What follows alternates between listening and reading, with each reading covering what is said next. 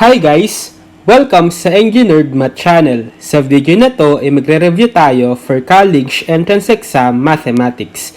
So kung gusto niyo itong matutunan, just keep on watching.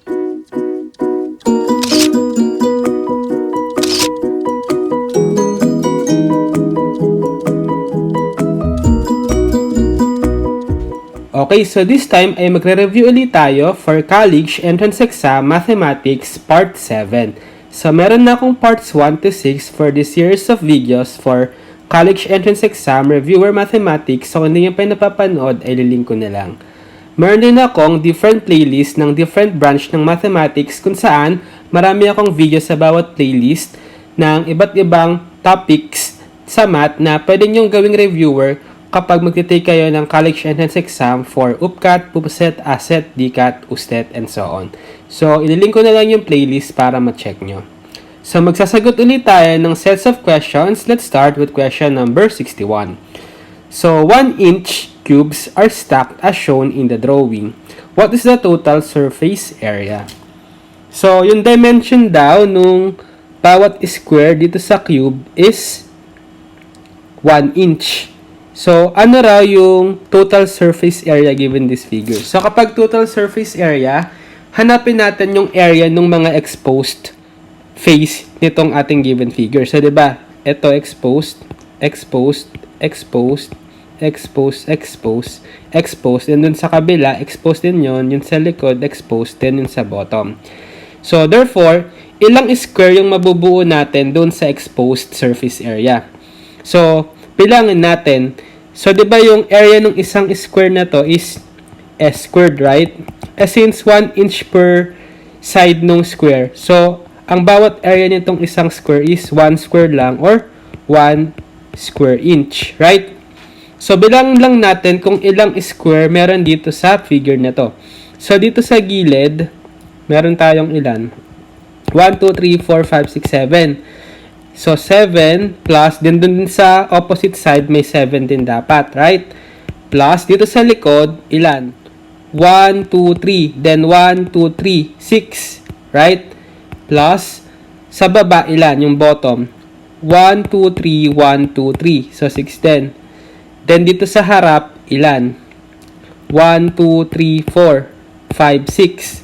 Plus 6. And then, sa top, ilan? 1, 2, 3, 4, 5, 6. So, plus 6. So, ilan lahat to? 7 plus 7 is 14. Plus 6 plus 6 plus 6 plus 6. So, 6 times 4, 24. Right? So, pag inad natin, ilan to? 38 square inch. So, therefore, the answer is letter D. Okay? Next, we have square GEOM has a perimeter of 52 inches. How many inches long is the diagonal GO? So, ito raw square natin na GEOM ay may perimeter na 52 inches. How many inches daw itong diagonal GO? So, di ba ang formula natin for the diagonal is S times square root of 2, where S yung side nung square. So, since given tayo ng perimeter, which is yung formula niya is 4S, right? For square. Equate natin yung value ng P dito sa formula ng square na perimeter na 4S. So, 52 is equal to 4S. Then, solve natin si S by dividing both sides by 4. So, therefore, S is equal to 52 divided by 4 is what? 13, right? So, therefore, meron na tayong side or S na 13. Plug in na lang natin dito sa formula ng diagonal na S is square root of 2. So, 13 times square root of 2. So, therefore, the answer is letter B. Okay? Next, we have, if a trapezoid has an area of 72 square meters, one base is 10 meters long, and another base is 8 meters long, what is the length in meters of its altitude? Okay, so, drawing tayo ng trapezoid. So, sabi, yung area niya daw is 72 square meter. So, yung one base is 10 meters long and another base is 8 meters long. So, yung longer base is 10. So, let's say ito yon 10 meters. Tapos, yung shorter base, ito yon yung 8 meter. What is the length in meters of its altitude. So, let's say ito yung altitude h na unknown. Solve natin ngayon siya. So, di ba, meron tayong formula for the area ng trapezoid as 1/2 h times b1 plus b2. So, yung h siya yung height, yung b1 yung base 1, yung b2 yung base 2.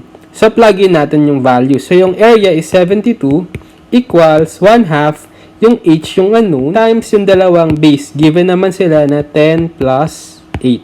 Right? So, therefore, we have 72 equals 1/2 h times 10 plus 8 is 18. Right? So, pwede natin ma-cancel tong 2 kasi 18 divided by 2 is what? 9. So, 72 is equal to 9h. Then, to solve for h, divide both sides by 9. We have h is equal to 72 divided by 9 is what? 8, right? So, therefore, the height is 8 meters. Letter B. Okay?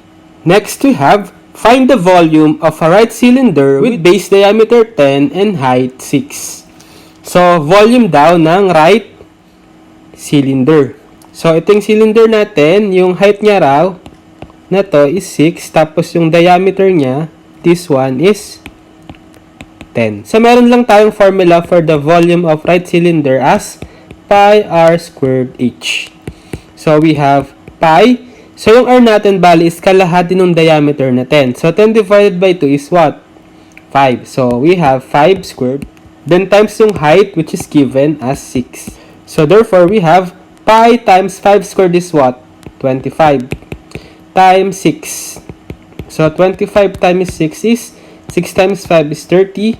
Carry 3. 6 times 2 is 12 plus 3, 15. 150 times pi. So, therefore, the volume is 150 pi. Letter B. Okay? Next, we have given segment AD is perpendicular to segment DE, then measure of angle ADE equals blank. So, given this figure, perpendicular da yung segment AD na to sa segment DE. So, kapag perpendicular, ano ibig sabihin nun? Nakabuo sila ng right angle or 90-degree angle. So, ano raw yung measurement ng angle ADE? So, angle ADE, ito yan, di ba? Yung 90-degree angle. So, therefore, the answer is letter B. Okay? Next, we have evaluate 4 raised to negative 3.5. Okay, so, ano raw value nitong 4 raised to negative 3.5? So, dahil meron tayong negative exponent, ang pwede natin gawin is apply natin yung law na x raised to negative n is equal to 1 over x raised to n. So, parang bababa itong 4 na meron ng positive exponent na 3.5. So, 1 over 4 raised to 3.5. Ngayon, mapapansin nyo, decimal yung exponent ni 4. So, pwede natin yung gawing fraction para maging radical. Ano ba yung 3.5 sa fraction? So, 3 and 1 half, right? Or in improper fraction, we have 2 times 3 is 6 plus 1, 7. So, 7 over 2. So, we have 1 over 4 raised to 7 over 2. Okay? So, pag transform natin itong fractional exponent as radical, equal yan saan? So, diba, if we have x raised to m over n, equal to sa nth root ng x raised to m. So, yung n yung index, then yung m yung exponent ni x. So, parang ganun din dito. So, therefore, equal to sa 1 over 4. So, yung denominator natin is 2. So, siya yung index. So, square root of 4 raised to yung exponent niya na 7. So, itong 2, kahit hindi ko na isulat kasi 2 naman yung index, automatic square root yan. So, simplify na lang natin itong 1 over square root of 4 raised to 7. So, pwede natin gawin is, so yung 4 is what? 2 raised to second power, right? So, 2 square to the 7. So, parang magiging ano ito? 2 to the 14. So, 1 over square root of 2 over 14. So, parang makakalabas lahat itong 2 kasi 14 divided by 2, yung index natin is 7, right? So, parang 1 over 2 raised to 7, or ilan yung 2 raised to 7? 128. So, therefore, it is equal to 1 over 128. Letter T. Next, we have evaluate ln 5e over 4 plus 4 ln 5. So, ano raw value nung ln 5e over 4 plus 4 ln 5? So, itong numerator, pwede natin gawin, isapply natin yung product rule for logarithm. So, dahil meron tayong product ng 5 at e, pwede natin yung paghiwalayin as sum. So, ln 5 plus ln e, right? Over, itong 4, factor out natin, we have 4 times 1 plus ln 5, right? And then itong ln is a numerator, may property tayo na equivalent saan? 1. So, therefore, we have ln 5 plus 1 over 4 times 1 plus ln 5. So, di ba itong ln 5 plus 1 is equal lang naman sa 1 plus ln 5. So, pwede nating makancel. So, therefore, matitira sa numerator is 1 over sa denominator is 4. So, ano ba si 1 over 4? 0.25. So, therefore, the answer is letter A. Next, we have given log 2 base 5 is equal to 0.4 and log 3 base 5 is equal to 0.7. What is the value of log 9 over 4 base 5? Okay, so apply lang natin dito yung division rule for logarithm. So, yung logarithm nung 9 over 4 base 5 is equal to, pwede siyang maging difference, right, ng logarithm of 9 base 5, yung numerator, minus logarithm of 4, yung denominator, same base na 5. And then, itong 9, pwede natin gawin as logarithm of 3 squared base 5 minus itong logarithm of 4 base 5, pwede natin gawin as 2 squared base 5. Okay, tapos yung additional property ng logarithm, yung exponent natin dito ng constant na 3 na 2, pwede nating ibaba. Same din dito sa constant na 2, yung exponent niya na 2, pwede nating ibaba, igilid, nakamultiply sa log. So, therefore, equal siya sa 2 log of 3 base 5 minus 2 log of 2 base 5. So, diba given tayo ng log 3 base 5 tsaka log 2 base 5. Ano yon? Itong 0.4 tsaka 0.7. So, ano yung log 3 base 5? 0.7. So, 2 times 0.7 minus anong log 2 base 5? 0.4. 2 times 0.4. So, ilan to? 2 times 0.4 is what? 1.4. Minus 2 times 0.4 is what? 0.8. So, ano yung 1.4 minus 0.8? 0.6. So, therefore, the answer is letter B. Okay?